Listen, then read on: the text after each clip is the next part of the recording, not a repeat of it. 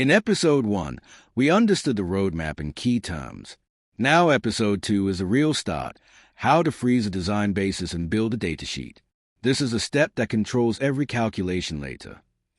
Most errors in pressure vessel design happen not because of formulas, but because of wrong inputs. If you freeze a correct design basis, later calculations become straightforward and correct. Design basis is a document where we define rules and assumptions. Datasheet is a clean final table. Pressure, temperature, materials, nozzles, and requirements ready for mechanical design and vendor fabricator. First, clearly define what this vessel is. Is it a separator, a KO drum, a filter vessel, a scrubber, or a receiver? Then define the service. Sweet gas, sour gas, wet gas, condensate, produce water, or crude. Also define orientation, horizontal or vertical. And finally define where it will be installed, onshore, offshore, skid-mounted, mobile, or fixed facility. This one slide looks simple, but it controls corrosion allowance, material selection, nozzle arrangement, inspection level, and even support philosophy. Now we define pressure cases. This is mandatory in industry. Case number 1 is normal operating. Case number 2 is maximum operating or upset, like control valve failure, surge, compressor trip, or blocked outlet scenarios. Case number 3 is relief or PSV case, when the vessel pressure rises and relief device protects it. And case number 4 is the most ignored by beginners, vacuum case. Vacuum can happen during pump out, cooling, condensing, or even rapid depressurization sequences. A good engineer always lists these cases before selecting design pressure. Now let's talk about design pressure selection. Design pressure is not the same as operating pressure.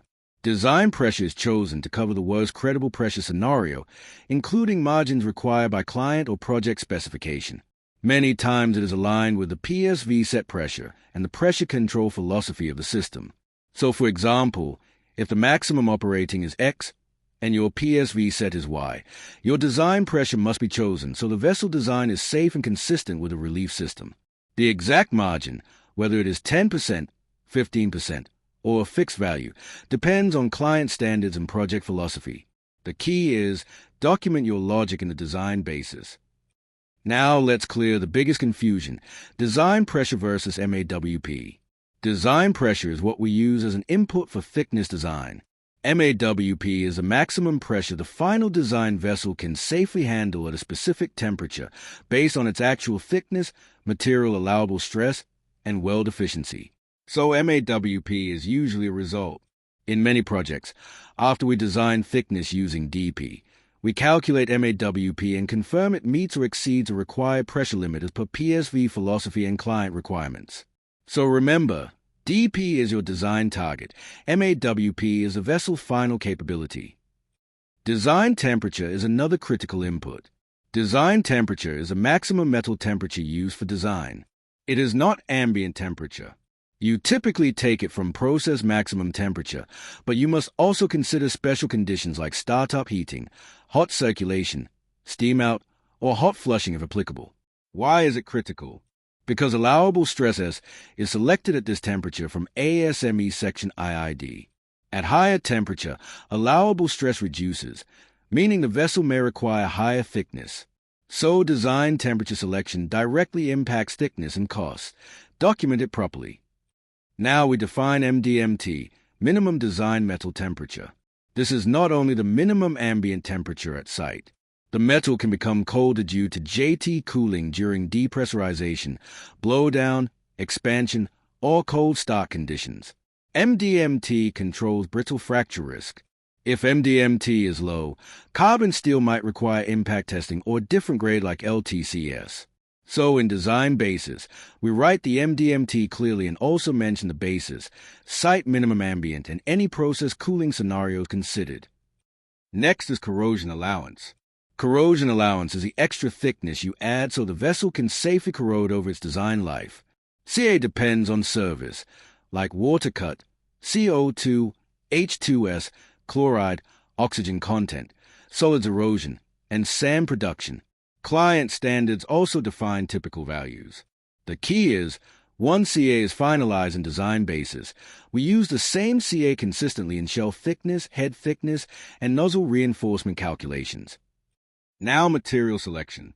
Material selection depends mainly on design temperature, MDMT, and corrosion environment. If the temperature is high, we need a material with adequate strength at that temperature. If MDMT is low, we need toughness, and impact testing may come into picture. If the surface is corrosive or sour, we may need stainless steel, lining, cladding, or NACE compliance. In this series, we will keep it practical. First, choose a material family like CS, LTCS, or SS, and later we'll pick exact grade and allowable stress from ASME. Now joint efficiency and NDE. Joint efficiency depends on weld joint type and the inspection extent, like full radiography, spot radiography, or UT. Higher NDE generally allows higher efficiency, which can reduce required thickness. This is why NDE is not only a QA/QC decision, it is a design decision too. In design basis, we freeze the NDE requirement in the joint efficiency basis so thickness calculations remain consistent. Now we capture the remaining mandatory items that affect fabrication and cost. Design life and corrosion allowance are included. PWHT requirement, because it affects schedule and fabrication procedure. Any lining or cladding requirements, because they affect construction. Transport and lifting loads if skid mounted, because supports and lugs must be designed accordingly. And finally, whether the vessel requires U-stamp or not, this impact documentation, inspection, and certification. Now we capture the remaining mandatory items that affect fabrication and cost. Design life and corrosion allowance are included. PWHT requirement, because it affects schedule and fabrication procedure. Any lining or cladding requirements, because they affect construction. Transport and lifting loads if skid mounted, because supports and lugs must be designed accordingly. And finally, whether the vessel requires U-stamp or not, this impact documentation, inspection, and certification. Now, how should the datasheet look? It should clearly show tag number, service, orientation, design pressure, design temperature, MDMT, corrosion allowance, material, joint efficiency basis, NDE and PWHT requirements, test type, and a nozzle list. In early stage, nozzle list can be preliminary. Later we finalize nozzle schedule with sizes, ratings, facing, and orientations. The point is, your datasheet should be a single trusted source of truth for the mechanical design. Great!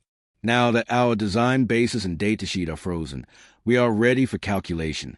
In Episode 3, we will start internal pressure thickness calculation for the shell and heads. We'll see how design pressure, allowable stress, and joint efficiency influence thickness. And we'll also add corrosion allowance and practical plate thickness selection. So stay with me. Episode 3 is where the real engineering begins.